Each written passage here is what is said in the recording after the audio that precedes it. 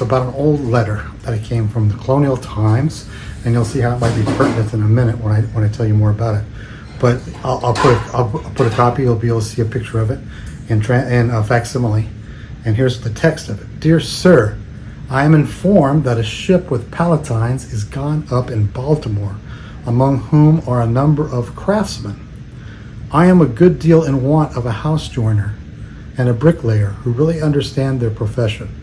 If you would do me a favor of purchasing one each for me, if to be had, I would not confine you to palatines.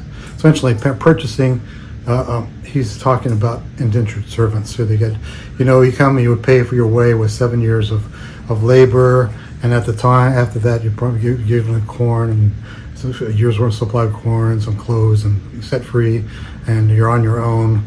And so it wasn't the kind of chattel slavery you might think about. It was a way to get your way over, and these people are looking for work for coming. If they're good workmen, they may be from Asia, Africa, or Europe.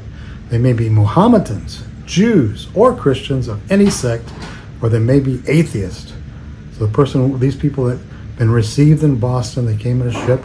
This letter writer of Colonial Times or post-colonial just says, hey, I don't care. I just need I need a good worker. Just get him for me.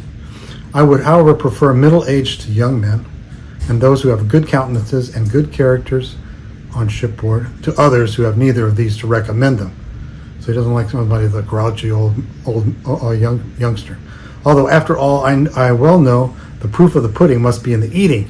So he's going to bring him. He'll bring him to his place, and to work, and then they'll show themselves to have the character that he expects of them or not. They get to prove themselves by working. So incidentally, this is thinking about immigration. A lot of the immigrants prove themselves well by the work they do.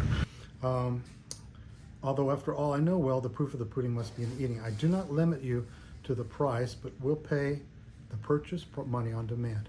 This request will be enforced until complied with or countermanded, because you may not succeed at this moment, nor have full favorable wants hereafter. My compliments, in which, okay, I'll give away who it is now. He's sending his compliments. Who is this person who cares so little about the United States and cares about the future, just allowing foreigners to come in and hiring them without any concern about that they're not the right religion, they might be dangerous people.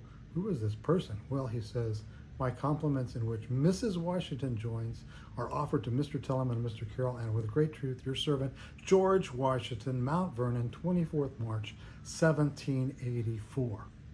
So we have George Washington bringing people in, not bringing them, they've come on their own, they're in a ship, and they're waiting for work, and he wants to hire them to purchase them as the indentured servants. So, and they're palatines. So, people now think perhaps, well, that was an old time, and these are were all common European descent, and now these foreigners coming in are so strange. They won't culturize. They won't be part of the culture, and the terrorist and be awful. And historically, that's not been the case of the great majority of immigrants. They come here and they work and they're productive. So I say all that to say, but for the first 150 years, this is our country where people could show up, get work, and it didn't matter where they came from, and they came into our country. There might have been some state laws perhaps restricting things, but I don't think they were effective. Not until maybe mid-1800s, when we finally decided Chinese people were somebody we couldn't hire, and they were building the railroads and such, but we don't want them anymore. So they did the Chinese Exclusion Act. And then finally in the 1920s, after a lot of harping on racist eugenics, scientific racism and eugenics, and the purity of the race, and how we can't pollute our American blood and soil. It sounds like Germans, doesn't it sound like the Nazis? But anyway, we passed laws to restrict immigration by nationality, which sometime around 1960s that eased up, but we still have very restrictive laws, and they all relate back to saying we don't want your kind of people here. We have too many of you.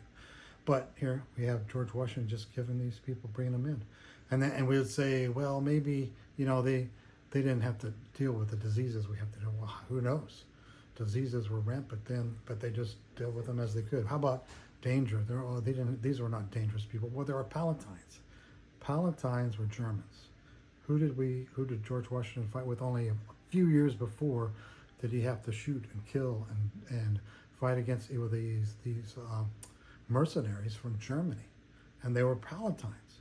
And so these could very well be relatives of some people that were killed in the Revolutionary War, and here they are over in the United States, and George Washington's going to hire them, take them to Mount Vernon, put them on his plantation to do work.